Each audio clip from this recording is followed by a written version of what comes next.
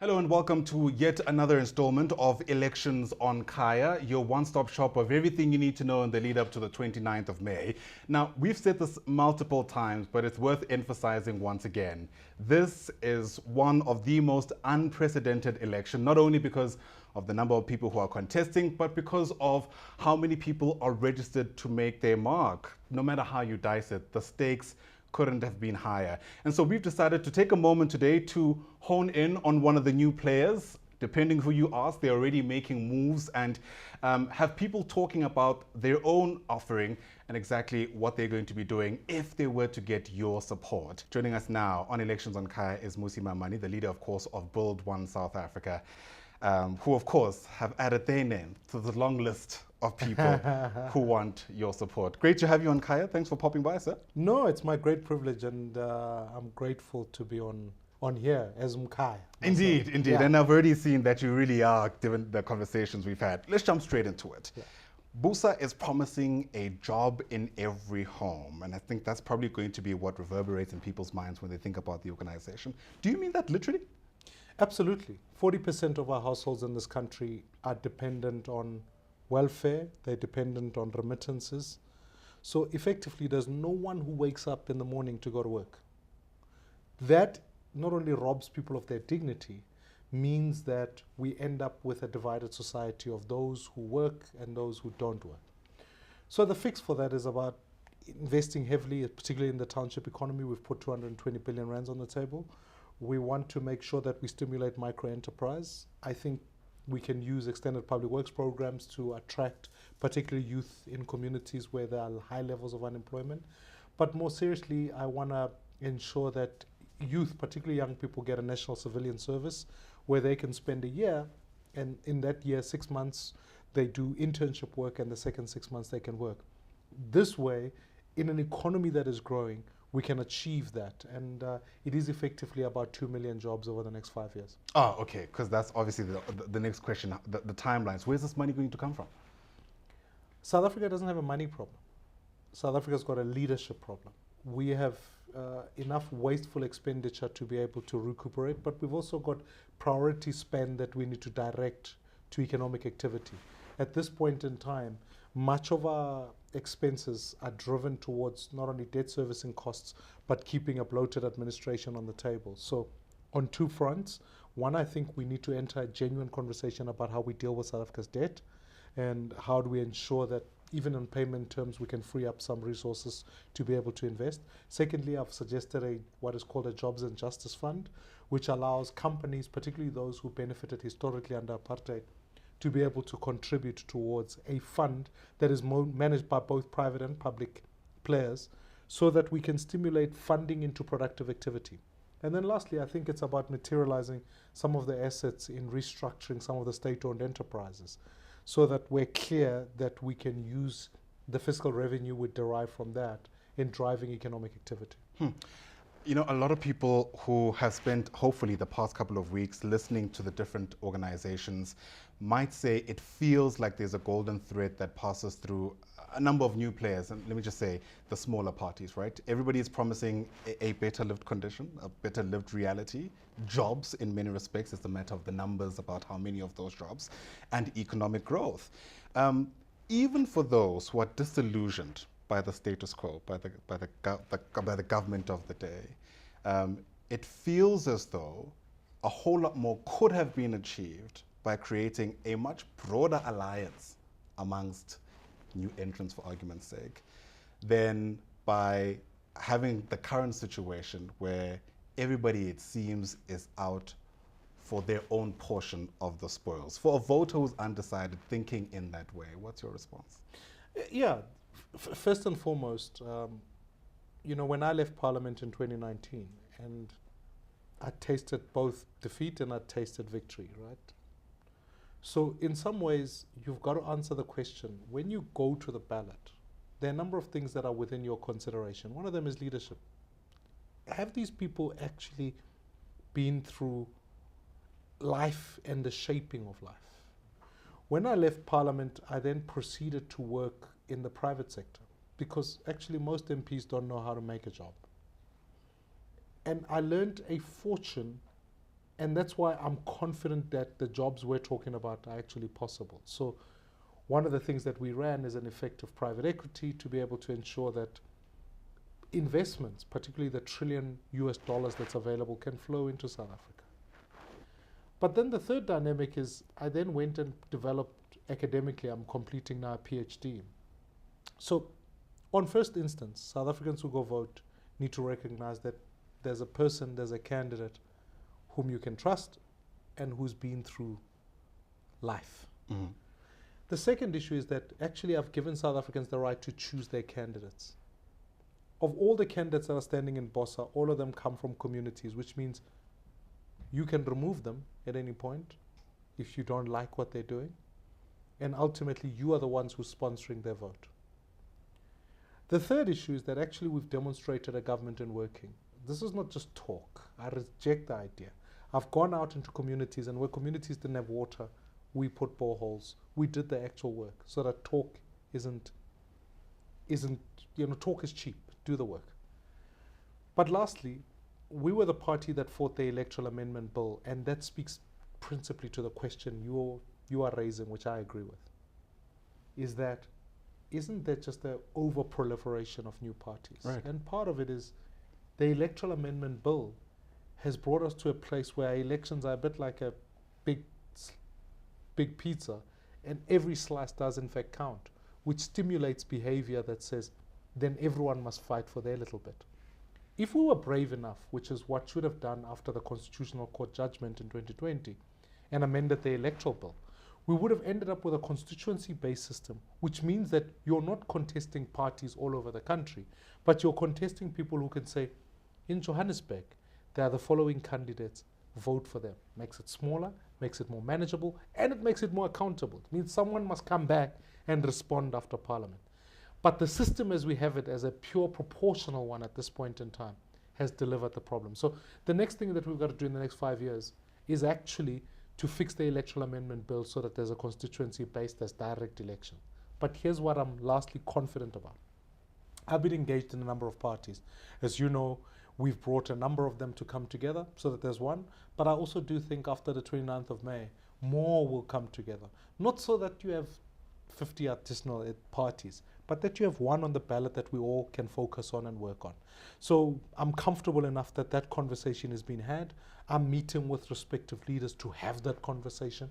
So for South Africans in general, need to know that whilst in this election, they need to make a choice, they can then go ahead, post that knowing that there's a bigger collective that will form one entity, not a multi-party thing, just one entity. The reason I started at the personal is because when it's said and done, when you look at the top 5 leaders in the country, they operate in some ways with Cyril Ramaphosa, Jacob Zuma, Julius Malema, Mmusi Maimane, and I think, if I'm not mistaken, Helen Zille. That's your 5. You've notably left someone out, but okay. Well, they're not there. I suppose, okay. They're not there. It's not me that's left them out. It's just that's... And so what that means is that when people go express their vote, those leaders are going to sit together in a room and make a decision about how coalitions work, etc. I'm asking people to make sure I'm in the room, given that you sit in the top 5 leaders favorable wise, so that we can work together and fight for those values in those rooms.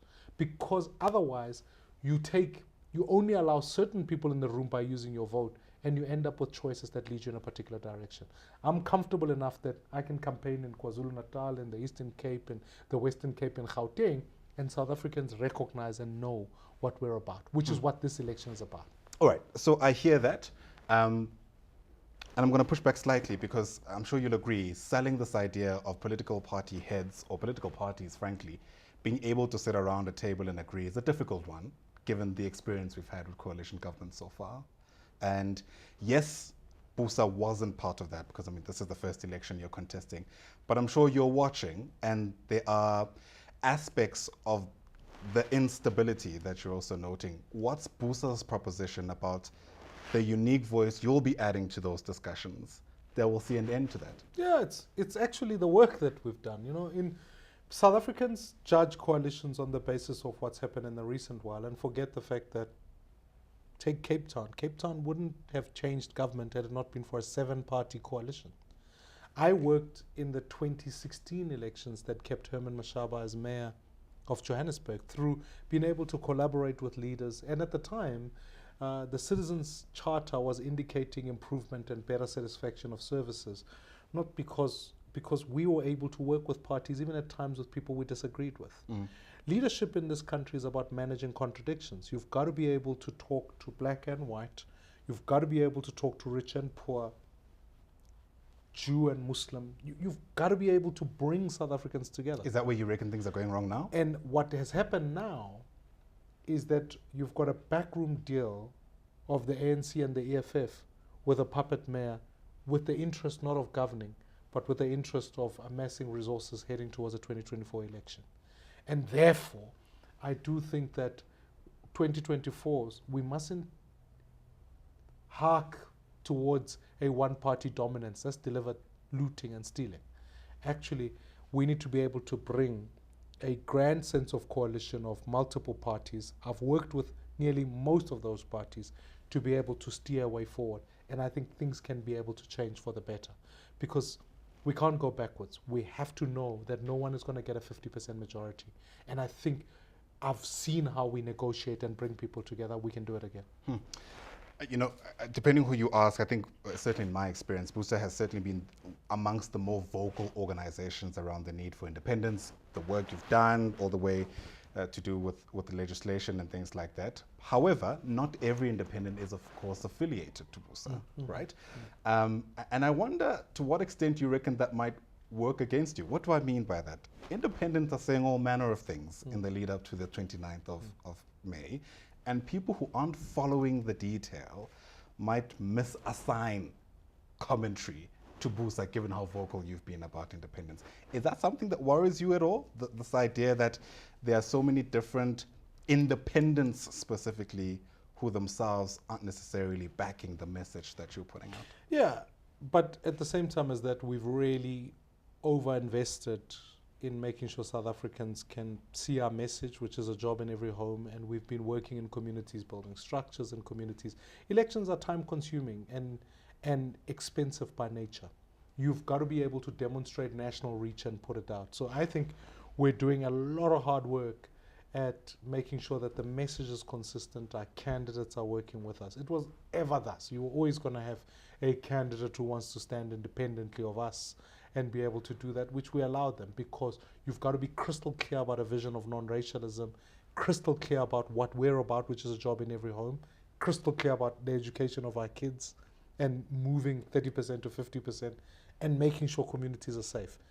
We've baked in that message. We'll be taking out whatever messaging tools, whether it's on social media, TV adverts, radio adverts, to communicate that message. And I think we'll do a job of making sure people understand that this is about Build One South Africa, and I'm essentially at the head of that and working with South Africans who share those values. So, you know, if you want to do something different and fresh and new, rather than the age-old traditional political party bit, where I could have typically just arrived and said, here's the list, vote for it. Half the people you don't know there. In fact, half of them have been on Zondo Commission.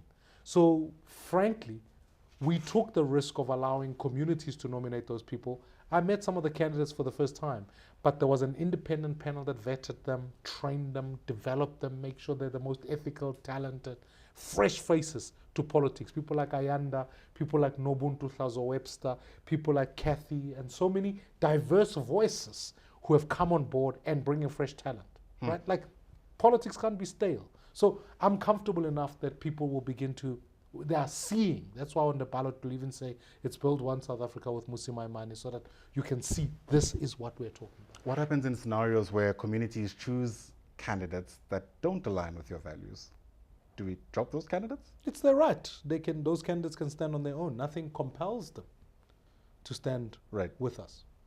They can choose them, and there are some who. I think my point is that's a constituency that's potentially lost, right? Because a community has backed a certain person, and BOSA saying, but that person can't sit with us because this is how they think. You would be hard pressed when one of the if you like, the things that disqualify you as a candidate, criminality, corruption, literally being racist, not upholding values of Ubuntu. If the community wants that, then we can't just endorse it for the sake of the constituency. We've got to be clear that at the end of the day, the value of Ubuntu, the vision we hold, must remain paramount. Otherwise, and there are people, I've been to communities where somebody is advancing the oppression of women as an argument, where that's a cultural practice. They come across, they're popular because they're either a leader of a church that believes that, or whatever the case might be. We've had to say no, because on principle, I believe in the advancement of women. That's why even in our organization, there's some phenomenal women who've stood up. I would never be the first one to even, at the political expediency of numbers, take a candidate who you don't align with values, because you then end up compromising those communities. One of those women is your Gauteng Premier candidate. You've mentioned her as well. Yeah. She co-founded BOSA with you. Correct, yeah. People who are, I suppose, interested in your ambition to advance the interests of women would ask, why isn't she the leader of the organization? Yeah, at the time of it's not lost on me, naturally. At the time of conversation, we had an extensive discussion about that. Obviously, naturally, we don't believe in the sense of hierarchy in that way. It's the sense of shared leadership, and we worked as equals in the organization. She has a very important job, and there are many other leaders like her. I've never led out of a school of thought that says it's Mmusi or nothing else. I've been able to collaborate with people. And frankly, having been in politics for a number of years with a deep conviction for what we need to do, it doesn't mean I'll remain forever. And I would want for Build One South Africa, if you look at even her role as Premier candidate, she's been entitled to do that. And actually others would say your ambition to run for president is less favorable than her ambition to run for Premier in a province like Gauteng, where she could bring about change. So effectively, she could, in essence, have the most powerful role in the organization. But I'm not nervous about that. My primary interest is to attract people to the organization that are talented, better, they can lead, they can take us to new levels. And my job, if I could do anything with the profile I've had and the privilege of having been in politics, is to clear the pathway for them to succeed. And if I end up at the front end of that, that's the best way I can serve the advancement of that. And by the way, I think we mustn't also fall into the trap of this belief that you have to be a woman to advance the interests of women. Because if you follow that logic, you would then have to be black to advance the interests of blacks, or you have to be a particular religion to advance the interests of that religion, etc. I hear you on that, but before you continue, in the interest of advancing, you have to be a principled person who joins the ring to say, I want to fight for women advancement, and if I can be an ally in that struggle, better for it. Right. All right. I hear you on that, Mmusi, but I'm sure you'll also agree it's important to take your lead from people whose interests you are advancing. And in this case, it would be a woman's lead, right, when it comes to women's issues. If these things are discussed, surely yours isn't the loudest voice in the room, even as the leader of BOSA. And if you look at our list, women representation is probably higher than males in the organization, right? And that's happened not only not because we set out and said, let's set up a quota and make it 50-50, because sometimes those things are not helpful to the struggle in many ways, but because the modeling of women and women leaders that we've been able to produce have been able to become incredibly attractive to women, but also the culture in the organization that I, as a man, have been able to set has been one that frees up strong women to go to the front, because at the same time as that, you could set a quota and then have strong man politics that limits the ability of women. I mean, I feel sometimes I'm even outnumbered at home, and I'm a father of 2 girls and 1 boy. So in essence, there are more females in our home than there are males. But we lead from a culture that says there's co-leadership, there's a sense upon which I want to advance those interests. And South Africans, particularly Ayanda, Nobuntu, Maria, so many others who stand in our leadership, their voice is loud in the room, and they must advance the interests, not just of women. I would hope that even for Nobuntu in her leadership, one day she'd be able to recognize if there was an issue that affects men or whatever, she would take it up, because you've got to be able to leave society in general. Sure. My big worry, and I'm careful not to swim in some of these waters, I think sometimes we've equated feminism to want to sound synonymous with what it is to be a man and judged man leadership as if that's the standard. Actually, there are some incredible aspects of femininity and leadership brought about by women that are beautiful that we must advance. There are some days where I wish for men there's a lot that we can learn, applaud, and exalt in how women lead. Yeah, no, of course. Feminism, even literature tells us, isn't the work of just women. So that point is well taken. I'm sure you're watching the different polls. There are a number of predictions about how things are likely to unfold on the other side of the 29th of May. And in my mind, yes, you've got great ambitions, but the reality is not lost on you. With that in mind, what to you is an ideal configuration of the executive even, right? And I'm talking now from the president down perhaps to members of the cabinet. Just generally, if things were at your disposal, realistically speaking, where does BOSA, do you reckon, fall in that scenario? So the thing that we're targeting, right? I've already said publicly we're going for 2 million votes. One of the things that we want to be is the anchor tenant in the opposition grand coalition. I think it'll be good for South Africa. It'll be good in that, one, it will usher in change, a post-liberation era politics. Because it's a coalition, it would not be racial domination of any kind. It's not like you're moving from Afrikaner nationalism to African nationalism, etc. Because the danger, if we don't get it right, you can end up with Zulu nationalism, and off we go. We need a new configuration. I've already put together what is a list of about 10 or 12 cabinet portfolios that I think are essential for the future of this country, and how we configure those, so that not only do you make the executive smaller, so that you're not dealing with having to make a cabinet of 40 people, but you make it about 15 people with key. So merge finance with economic development, because you express your economic development through finance. Introduce a ministry of digitization and the ministry of the future effectively, so that you're clear that how do you think about tomorrow? Enhance education and skills so that those two combinations come together. Scrap certain things that are a little bit crazy in my view, like for example having a ministry of small businesses, etc. We can put that in economic development and work better and use that budget for other things. We've already started to work on some of those things, and then table a 10-point plan that says how do we fix Eskom, fix Transnet, make sure citizens are safe, improve education. On the back of that, then the ideal scenario then says, you bring these parties together, we will contribute our part with that plan, and the parties in the opposition in general can form a government that ultimately is stable and charters a pathway for South Africa. I think that's a good way to go for South Africa, and I know it'll be difficult. And in those combinations, not all parties will be formal coalition partners. There may be other parties that say, yes, sure, we're willing to just sponsor votes in 3 critical votes: the election of the president, the election of the speaker, and the tabling of the budget, so that we can get that through and work in government. But we don't need, at this point in time for the next 5 years, constitutional amendments. I think the constitution as it stands at the moment gives you the right to do the things that you've got to do, but also because it's a coalition of different parties, you can then ensure that there's no state capture and you look to appoint the best people to work for government. And I think that's a gift we can give to South Africa, and that's something I want to contribute to working towards. All right, and that's a good place to leave it. Mmusi Maimane, thanks for popping by. Appreciate your time at Kaya, and that's how we do elections on Kaya for you. Thank you, as always, for keeping up with the very latest. Remember, of course, you can catch snippets around this particular conversation and many others to follow, both on X and on our YouTube channel. Take care.